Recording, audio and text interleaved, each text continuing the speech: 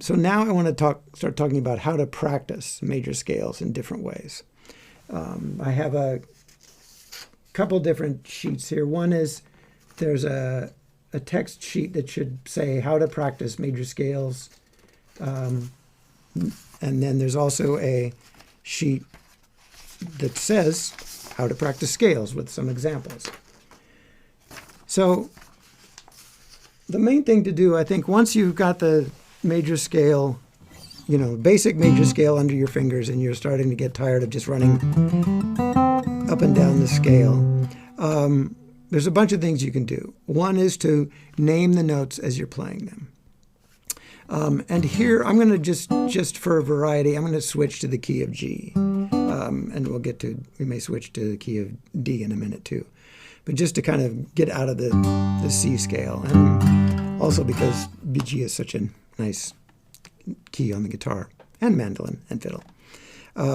So one thing you can do as you're playing the scale is just start naming the notes as you play. G, A, B, C, D, E, F sharp, and G, and keep on going up. G, A, B, C, D, E, F sharp, G.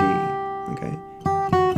So you really start thinking of what those notes are as separate notes. You can name the scale tones as you play. So 1, 2, 3, 4, 5, 6, 7, 1, 2, 3, 5, 6, 7, and back to 1. Okay. And start doing this. Do the same thing as you're coming down.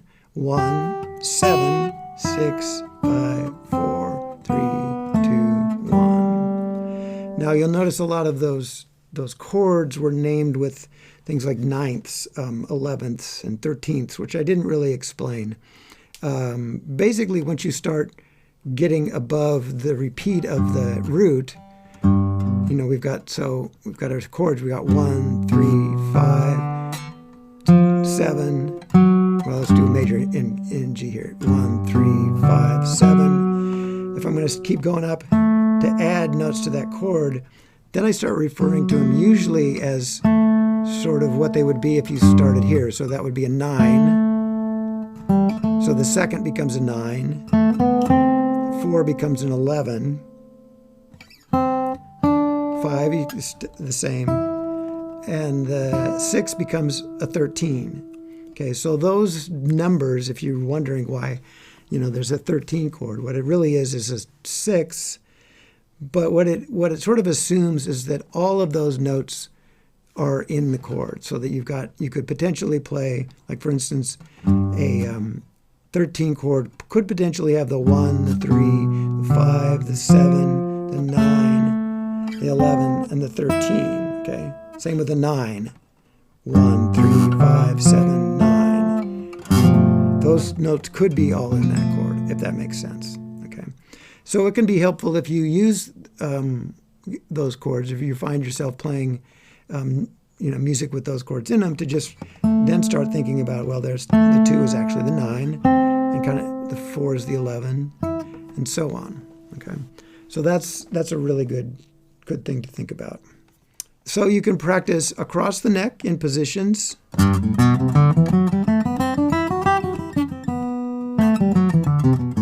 Okay. A lot of people, especially guitarists, sort of get into learning all the different positions up and down the neck.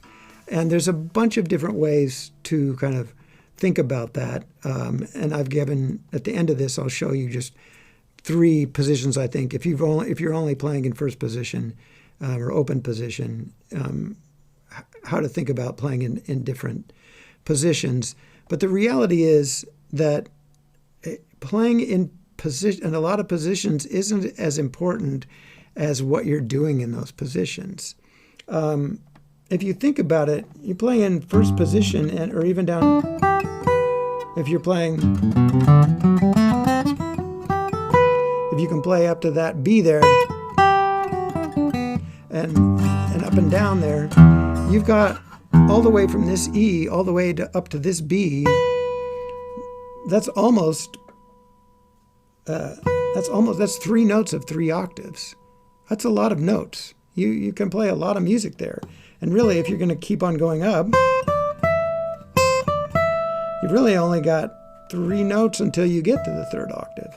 So yes, learning different positions is helpful, create different sounds, especially if you play in different keys. If you're playing in F for B flat without a capo, then yeah, it's going to be helpful to know some different positions, not just the notes in the first position there. But it's also, what I think is more helpful is just to sort of figure out, different creative things to do with the notes that you've got. You can reach from open position. Okay, so yeah, you can practice the different positions, which is good. But also you can also practice kind of up and down the neck if you're practicing those positions. If you're kind of more advanced there. So I could play, for instance, I could work on getting from this position up to this position.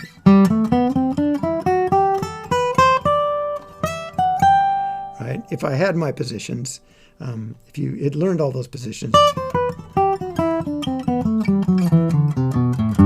you could work on practicing up and down the neck.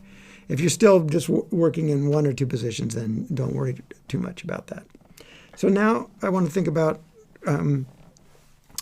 get to the music there on the How to Practice Scales sheet music page. And this is another thing that I think is really helpful to start really understanding, where the notes are and what they are in the scale. So a good way to practice is to practice from chord tone to chord tone. And we're going to start just with the 1 chord, the G note here. So I'm going to go from the root. Obviously, going up to the 3rd doesn't really get you very far. But if you practice going from the root to the 5th, okay, and then practice going from the 3rd to the root, and then practice going from the 5th to the 3rd, and then you can keep.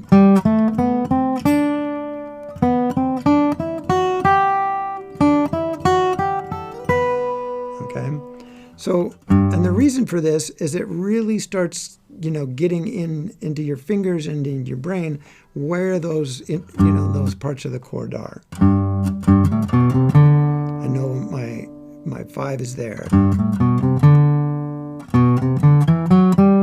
know I can get from the 3rd to the root there. 5 to 3. Root to 5. 3rd to root, okay, and 5 to 3, okay. Does that make sense? Now the idea here is that you have to really start paying attention. You can't just be kind of, running your fingers up and down the scale. You have to be thinking, okay, what's the note I'm going to stop on? It's 5. Okay, now what's the note I'm going to start on? Oh, there it is, the 3rd. Up to the root, there's my root, and the same thing here. Okay, I've got to start on the 5. Where's that? Okay, there's my 3rd. Okay. So basically, how to get from one scale tone to another scale tone, and this is this is sort of a start to think about. When you think about this, a lot of really creating melodic ideas is sort of targeting notes that you want to get to. If you want to target a note that's in a melody. So you have to know where those notes are and how to get there from different places. Right? If I want to, say, start off a tune where the melody starts on the 5, I've got to think of some way to get to that 5. Okay? That gets me up to... and that can kind of get me in there. But if I don't know how to get to that note from another chord tone, then it's going to take me a while to figure that out. So this is just a good, way to not only really start learning the scale, but also start getting some things that'll kind of get you going to kind of move you forward. And a lot of soloing to me is really it's kind of, I think about it as you have the sort of melody notes that you want to get to. I think about it, there are a couple of analogies. David Grisman's analogy was nice, that he said it's like playing a solo is like you hit a home run, and when you're playing the solo, you have to go tag first and second and third and go to home, but you can get there any way you want to. You don't have to run, you can walk, you can crawl on your hands. I'm not sure, it's a little bit of a strange analogy. My analogy was more like, okay, I'm going to run, I need to go run 3 or 4 errands, okay, and I have to go to these 3-4 places. So I need to get there, but I can get there any way I want to. I can take a shortcut, I can go on the scenic route, and also once I get there, I may just, want to leave immediately, or I may just want to pick something up and go, or I may want to stop and chat. So soloing is sort of like, I'm going to this place, and then it's sort of a matter of what am I going to do when I get there? Then how am I going to get to this other place? What am I going to do when I get there? Then the next, how am I going to get to this place? What am I going to do when I get there? And then eventually you get home, the end of the solo. And what that does is it sort of provides this forward motion in your solos, so that you're always kind of moving towards something. And this is something that, you'll notice this among great solos. It always sounds like the notes are moving somewhere that sort of makes sense. Or maybe it doesn't make sense. Maybe it's sort of shocking. You wanted to be shocked at that point.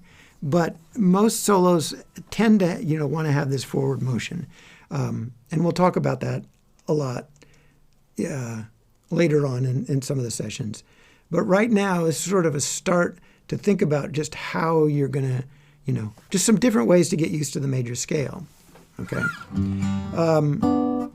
Down there on the 4th system, you'll see it says chord tone to scale tone. And this is sort of a more elaborate version of the chord tone to chord tone. Here, we're going to go we're going to go up 7 notes. Okay, we're going to start on first we're going to start on the root and go up to the 7th. Okay, so basically what we're going to do is we're going to go up 1, 2, 3, 4, 5, 6, 7. Then we're going to start on the 3rd, and we're going to go up another 7 notes. And we get to the 9, or the 2, if you want to think about the 2.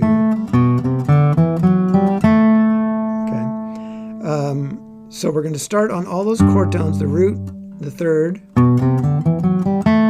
Then just like the previous ones, we're going to start on the 5th. So I get up 7 notes, and now I'm on the 4, or the 11. Okay. And you can do one more. You can start on the 7th. We do this, we get all the notes in the scale. We start on the 7th and we get to the 6 or 13. Once again, it's sort of a different way to think about the major scale. So you can start down here. We'll start with the root up to the 7th, then root to the 9 or 2nd. Then we start on the 5 to the 4 or 11. Then we start on the 7. Okay. And then we can also do those going backwards, which is another really good exercise. Start on the 7 and go to the root.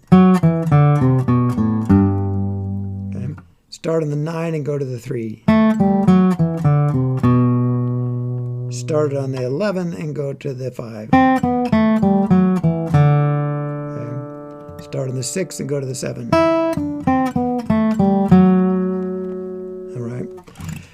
Now, this is actually, this is a technique that's used a lot in jazz education, especially when students are learning like complicated scales and try to figure out especially if the scales are changing keys and to get used to this. But I find this really helpful even in sort of more sort of folk and roots music too, because it has this idea of forward motion. You're going somewhere in all of these, right? And in this instance, we're kind of taking the most direct route, just a straight up major scale. And it also, those runs also take up 3 beats, which if any of you who've played like bluegrass and bluegrass solos, or that's a standard length of time for a sort of kickoff, a run into a song. So, for instance, if I'm going to start a song,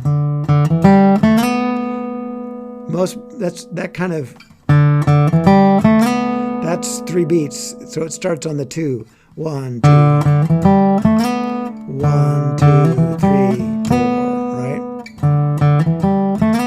That's a real standard kickoff. You know, you have 1, 2, 3, 4, and then you're into the downbeat. Here, I've just illustrated this by starting on the downbeat of the measure, just to kind of make it a little easier to see. But this kind of 6-note lead into a note is really common in roots music. So it's really helpful to know a bunch of ways to get to all these different notes. If you want to start, if the note starts on the 2, the key, I know I can do it running up to the 9th. Right? Or it starts on the 4, which is a little bit unusual, but right, I know I can do a run up to that note. I know where the note is, but like I said, it's mostly the matter of idea of just really getting used to where all these notes are. So those are a lot of ways to really start, you know, getting into the major scale and really finding those things. If you've gotten to the point where you're kind of done this chord tone to scale tone thing, you can start practicing this in a bunch of different ways. You can start practicing with all of the chords in the key. You can do it with C, right? So I could start, and I would stay using the G major scale, but I would start on the C and I would run up to the 7th note of the C. Right?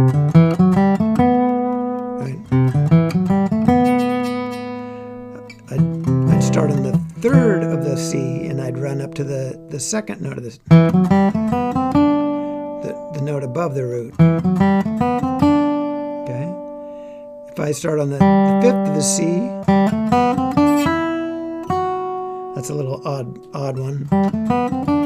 Maybe not quite so useful, but it sort of gets you used to where that 5th is of that chord.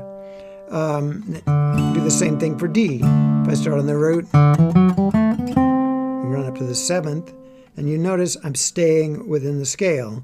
I'm not going up to the root of the D major scale. Right? If I start on the 3rd, okay, going up to the 9th. So that's another good way to then start doing that. And of course, you can practice all of this in different keys. You know, do the same thing in A or D, whatever keys you're really wanting to get under your fingers for the scale. And another thing that this is really good for, and this is the kind of thing where, like, once you start down this rabbit hole, you can go for years, going through different chord progressions. But instead of thinking about it just as going from the root to the 7, I'm going to think about, well, that's the F sharp. What are there chords that's a chord tone in? So I could think about that going up to the 7, which is the 3rd of a D chord, right? Which is going to be maybe come in handy when I'm changing from a G to a D. Right? So once you're getting up there, think about what that note is, and think about, does it correspond to the chord tones in any other chords in the key? If we start on the 3rd and run up to the 2nd, we run up to that A. Well, A obviously is the 5th in a D chord, so that would be useful to know that. So it's also the 5th in a D minor chord. So if you had a chord progression that's going from G to D minor,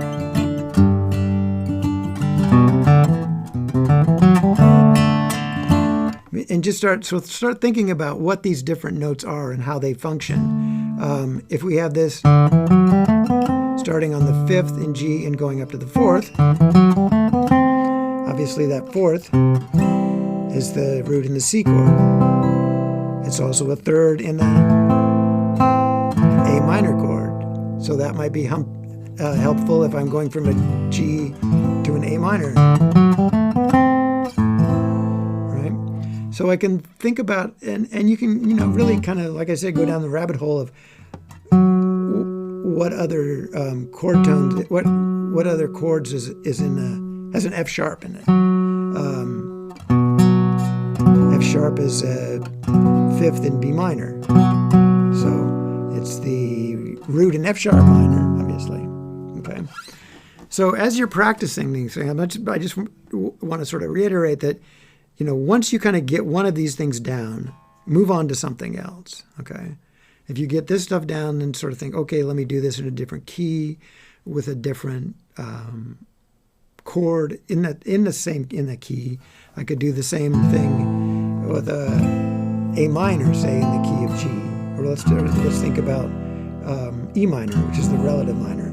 So I could go from the root of E minor up to the 7.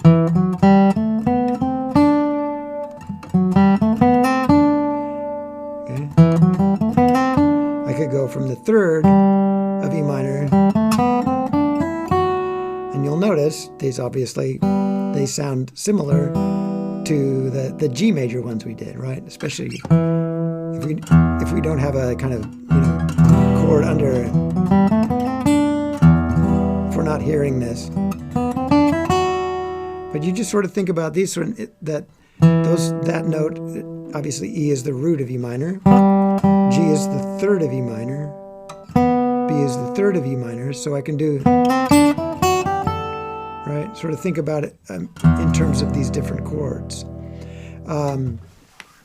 You can also think about practicing it with some sort of simple chord progressions, right?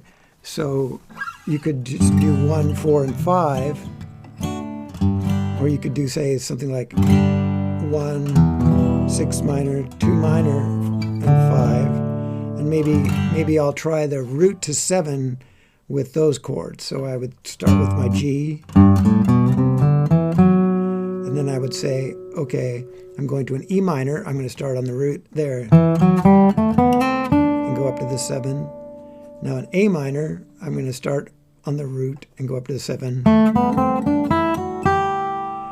And then I'm going to a 5. I'm going to start on the root. Okay.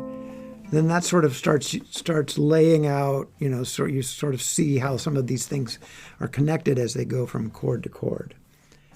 Another great way for practicing scales is to use sequences or scale patterns. And I've shifted to the key of D here for the just to kind of get us into a new key. But the basic thing is, and on the sheet, the text sheet there, I've given you some scale patterns, and this is basically like you'll hear these in like a tune like Blackberry Blossom. So all of those are a pattern in the scale, and you usually look at patterns or sequences in 4-note patterns. So if I'm going up, that's my pattern, and I'm going to repeat it on different notes of the scale. Then I repeat it on the 7th, and then I repeat it on the 6th. I mean, that's just what the tune does. It's not, but you can also do that on every note of the scale. For instance, in the simple scale patterns there, I've written it out both in notation and tab, but also in the text document in terms of just the notes of the scale. So I'm going 1, 2, 3, 1. And here I'm going to go up the scale instead of going down like Blackberry Blossom did. So 1, 2, 3, 1, and then 2, 3, 4, 2.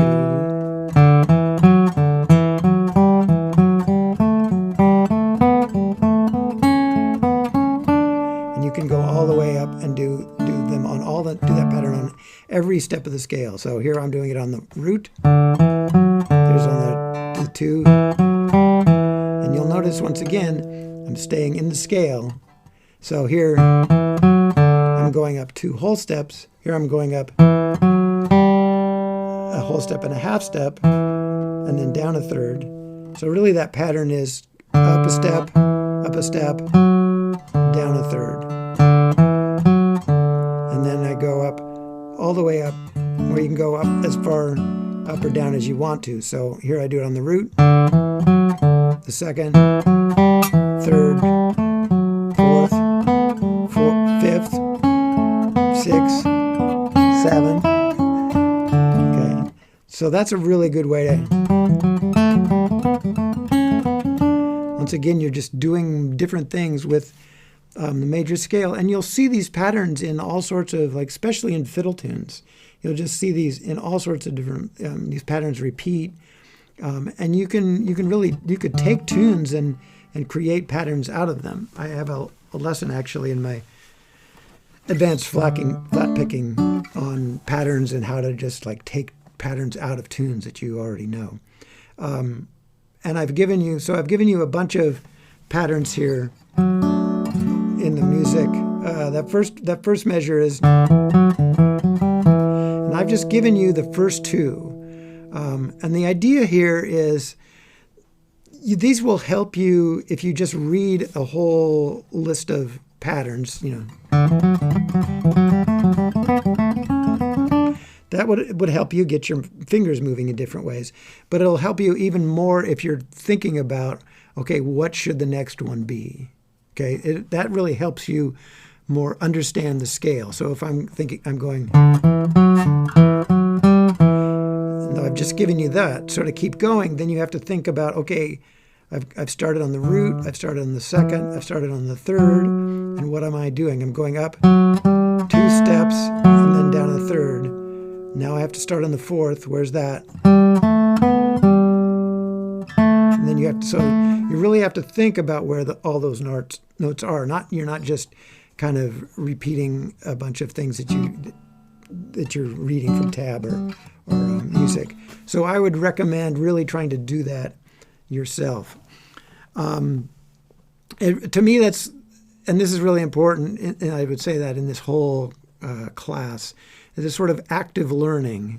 We're not going to be doing a lot of, okay, I'm throwing out a lot of tab at you, learn all this, and come back next week. This is stuff that you really want to be engaged with, and that's going to help you learn the stuff better than if you're just reading it from tab, and which is why I haven't written all those things out. The other scale patterns here, if I go to the second measure, is basically the first scale pattern in a reverse. So I'm going to go down 2 steps and then back up a third.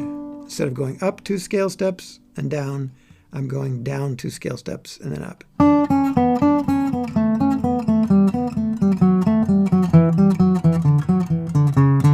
Okay. The next one, the third measure there goes.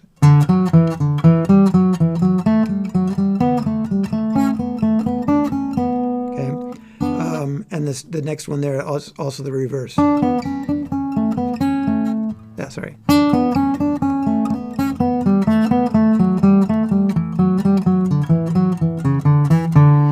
Okay. Another real great pattern to do is just thirds.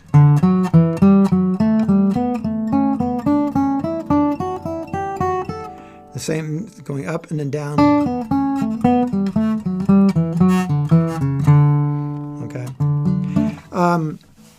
I think I'm going to end it there and see if we have some questions. But the main thing here is that this should give you some ways to start practicing the major scale that starts opening up and start showing you how everything goes. And this thing is, when you start getting into this kind of thing, I've been doing regular, basically almost daily practice on patterns for the last 40 years. It's just sort of opens up everything. Once you start learning it in different keys, it's a really great way. So this is kind of like the entryway to a lot of scale practice. And just to show you that once you've got that major scale down, you're just starting there, okay?